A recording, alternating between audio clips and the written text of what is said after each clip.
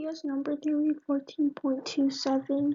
Find the smallest positive integer that leaves a remainder of 5 when divided by 7, a remainder of 6 when divided by 11, and a remainder of 4 when divided by 13. So since it leaves a remainder of 5 when divided by 7, then n is equal to 7a plus 5. Since it has a remainder of 6 when divided by 11, n is equal to 11b plus 6. And since it has a remainder of 4 when divided by 13, n is also equal to 13c plus 4. So if we first check the first two congruences, 7a plus 5 is equal to 11b plus 6. So 4b plus 6 is congruent to 5 in modulo 7, which means 4b is congruent to 6 in modulo 7.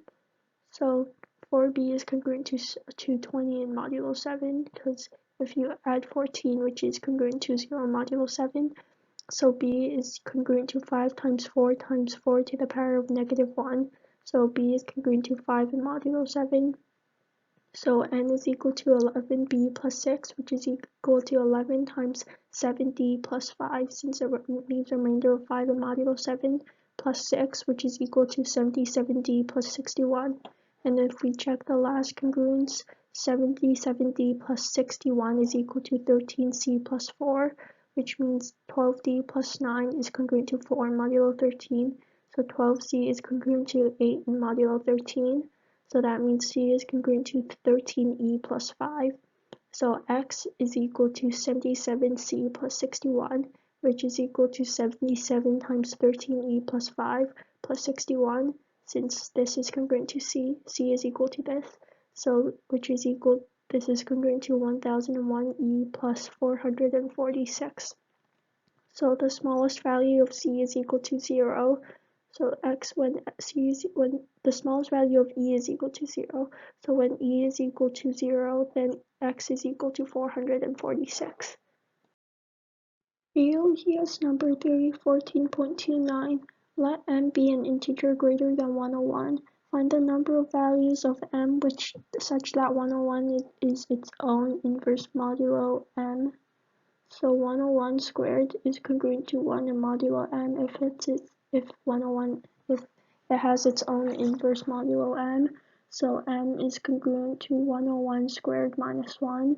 So the divisors of 101 squared minus 1 that are greater than 101 are the inverse modulos.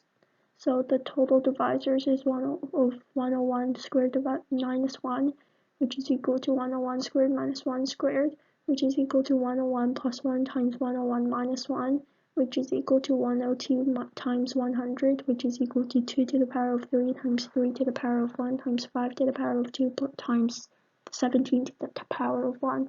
So the total divisors is the product of all of its exponents in the prime factorization plus 1. So it's equal to 3 plus 1 plus 1 times 1 plus 1 times 2 plus 1 times 1 plus 1, which is equal to 48. So the divisors less than 101 are, if thus, that 48 divisors can be grouped in pairs with a product of 10200. If both numbers in the pair are greater than 101, then the product would be at least 102 squared, which is greater than 10200.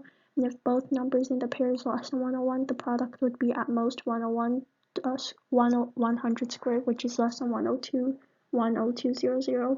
So exactly one of the two divisors in each pair is less than 101. So the number of values for modulo m is 48 divided by 2, which is equal to 24. AOPS number theory 14.30. Adam and Ben start their new jobs on the same day. Adam's schedule is 3 workdays followed by 1 rest day. Ben's schedule is 7 workdays followed by 3 rest days. How many of their first 1,000 days do both have rest days on the same day? So the rest days for Adam is 4a because it's every 4 days he gets 1 rest day because it's 3 work days followed by 1 rest day. And the rest days for B is 10b minus 2, 10b minus 1, or 10b because it's every 10 days he works, he gets 3 rest days. So these are the rest days for Ben. So Ben is congruent to 0 in modulo 4 for Adam, n is congruent to 0 in modulo 10 for Ben, or we can have n is congruent to 0 for Adam and in modulo 4, and n is congruent to -1 and modulo 10 for Ben, and then the same thing for n is congruent to 0 for modulo 4 and modulo 4 for Adam, and n is congruent to -2 and modulo 10 for Ben. So if we solve the first one, n is congruent to 0 and modulo 20. For the second one, there's no solutions, and for the third one, n is congruent to 8 and modulo 20. So that means it's either 0 or 8. They're both work days. So since it's 1,000 days, 1,000 divided by 20, since it's modulo 20 for both, is equal to 50 modulo 28, 20 cycles. There's 50 modulo 20 cycles. So at 2 days, they're off per cycle because that's the number of days they are both off per cycle. So 50 times 2, since there are 2 days in each cycle, is equal to 100 days they are both off in 1,000 days.